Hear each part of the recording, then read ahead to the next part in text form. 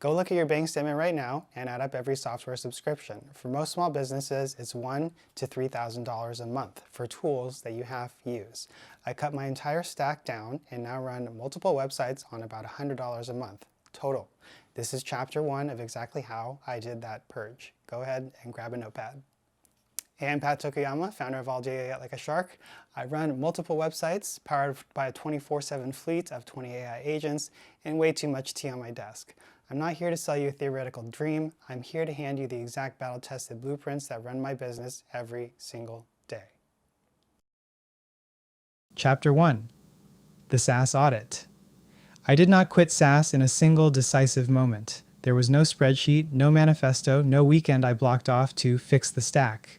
It happened slower than that, one annoyed renewal at a time.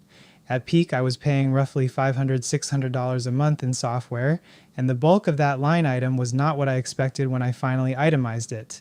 The biggest single category was writing software, and the second was keyword and SEO research tools. SEMrush was the worst offender. Below those sat Zapier, Kajabi, a long list of WordPress plugins I had stopped reading, and whatever I had Impulse signed up for that quarter. That number does not count the worst part of the spend, a couple $1,000s poured into AppSumo lifetime deals that had either died, pivoted, or quietly started charging again. Lifetime, in that particular corner of the internet, turns out to mean until the founders get bored. The shift actually started with Vault Warden. LastPass had just had a security breach, and the thing I was paying to keep my passwords safe had failed at the one job it had, so I decided to self-host Bitwarden instead. Once that container was finally up, a switch flipped in my head. If this one works, there are probably a lot of others. The full story of how badly the install went, 3 days, a reverse proxy I did not understand, and an Upwork contractor to finish it, is in Chapter 9, where it belongs. Over the next 6 months to a year, I replaced paid services with self-hosted alternatives one at a time.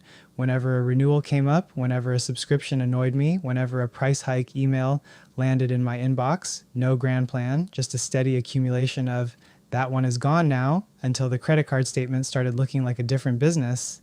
The average solopreneur or small team runs 12-20 SaaS subscriptions. Most people, when asked to estimate their monthly SaaS spend, guess somewhere around $200, $400. The real number is almost always 40-60% higher. The reason is simple. SaaS billing is designed to be invisible. A 29-month charge on a credit card does not hurt the way writing a $348 check once a year does. Multiply that by 15 tools, and you are bleeding $5,000, $8,000 a year on software you could run yourself for the cost of a single VPS. I was one of those people. The worst part was not the dollar total. The worst part was that I could not have told you, without opening my statements, how much I was paying each month or what half of those tools actually did. That is the trap. SaaS is designed to be forgettable. Your job, starting right now, is to remember. You are probably spending more than you think. Here's the exercise. Do it right now before you read another word. The 15-minute SaaS audit. Open your credit card statements for the last 3 months. Search for every recurring charge. Write them down in a spreadsheet with 4 columns. The full table for this is in the book Bonus Pack. That 4th column, hours saved month, is the one most people forget to calculate. It is also the one that changes the math. A tool that costs $99 a month but saves you 10 hours is costing you $9.90 hour. Is your time worth more than 10 hour? Almost certainly, yes. That tool is a bargain. But a tool that costs $49 a month and saves you 2 hours is costing $24.50 hour. That math does not work for most solopreneurs. You are not paying for leverage. You are paying for the illusion of leverage. Total it up. Check PayPal too. Check Apple subscriptions. Check that annual Zoom plan you forgot about. Check Google Play subscriptions. Check any free trials you started and forgot to cancel. Check the annual renewals you forgot you agreed to. Got your number? Good. Now I'm going to show you how to cut it by 60-80%. The true cost of SaaS. The dollar amount on your credit card is not the true cost. Hold that thought, because in a second I'm going to show you the exact mistake that costs most people months, and at the end I'll tell you where to get the rest. Keep listening. Factor in time switching between tools. Every SaaS has its own interface, its own login, its own notification system. Context switching between 15 tools costs you productive hours every week. A 2019 study from the University of California put the full recovery time from a context switch at around 23 minutes. Do the math on 15 tools, time managing accounts, password resets, billing issues, plan changes, feature deprecation, forced migrations, learning new UIs after redesigns. Each one is small. In aggregate, they are an unpaid second job. Data lock-in, your SEO history is in Ahrefs, your email list is in MailChimp, your automations are in Zapier. If any of these companies raises prices, changes terms, or shuts down, you lose years of data and workflow. The industry calls this a switching cost. I call it a hostage situation. Cognitive overhead. Every tool adds mental load. Where did I save that? Which dashboard has this metric? Did the Zapier automation actually run? Every question costs you a bit of focus. Focus is the only finite resource in a solo business. Price inflation. SaaS prices have risen faster than general inflation every year since 2020. There is now an actual SaaS inflation index tracked by research firms. Your 30-month tool is going to be 45-month in 2 years, and there is nothing you can do about it except replace it. The sovereign entrepreneur principle applies here. You should own your tools the same way you own your website and your content. Not because self-hosting is always cheaper, it is not always, but because ownership gives you control, and control gives you resilience. And resilience is the only thing that protects a solo business from the slow bleed of 100 invisible subscriptions. A note on SaaS price inflation. The numbers in this book will be out of date before it is printed. That is the point. SaaS vendors raise prices on a schedule. Notion raised plan prices twice in 18 months. Ahrefs raised Lite from 99 hours to 108 hours and then to 120 hours over 2 years. Grammarly moved from $12 to $30 for premium features that used to be standard. Buffer quietly eliminated its free tier. MailChimp's free tier shrank from 2,000 contacts to 500. Airtable's free plan went from 1,200 rows per base to 1,000. Every one of these is a small increase. Together, they are a tax on inertia. Vertice publishes an annual SaaS inflation index tracking these price movements. Every year since 2020, the aggregate has been above general inflation.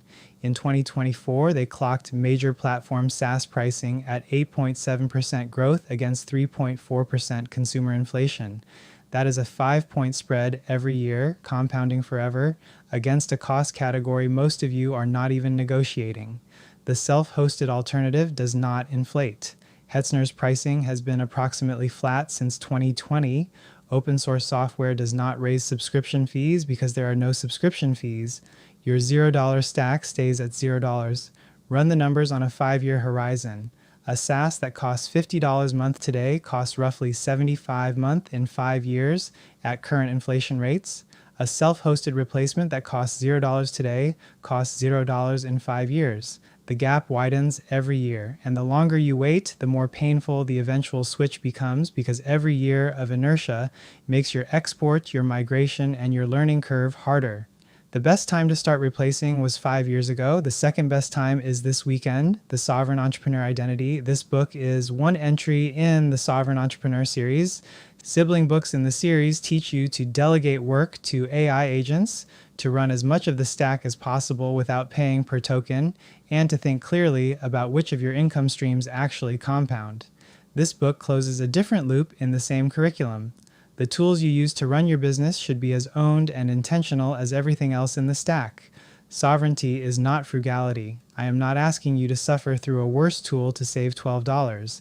Sovereignty is the opposite of inertia. It is the discipline of paying attention to what you own and what you rent, what earns its keep, and what quietly drains it. What we are not doing. Let me be clear about what this book does not recommend. We are not replacing everything. Some SaaS tools earn their keep. Chapter 2 gives you a framework for deciding what to keep and what to replace. Chapter 7 is entirely about a category where I tell you to keep paying. We are not pretending self-hosting is free. It costs time to set up and maintain. I will be honest about setup time and ongoing maintenance for every replacement. We are not building inferior alternatives. In many cases, the self-hosted or agent-powered replacement is actually better than the SaaS because you control the customization. In other cases, you lose features. I will tell you which. We are not recommending this for people who hate the terminal. Some replacements require command line comfort. I will rate each one by difficulty. Now you know what you are paying. The next question is, what's worth keeping? Well, that was the opening of my book. I hope you thought that was valuable and helpful. And if there was anything missing, let me know in the comments below. If you want to learn more, make sure to check out the description. The links are there for the full book, additional resources like book bonuses as well. Make sure to read it tonight if you want to keep your momentum going. And don't forget to subscribe because I'll make more videos like this to help you continue growing your business and make an impact. Thanks.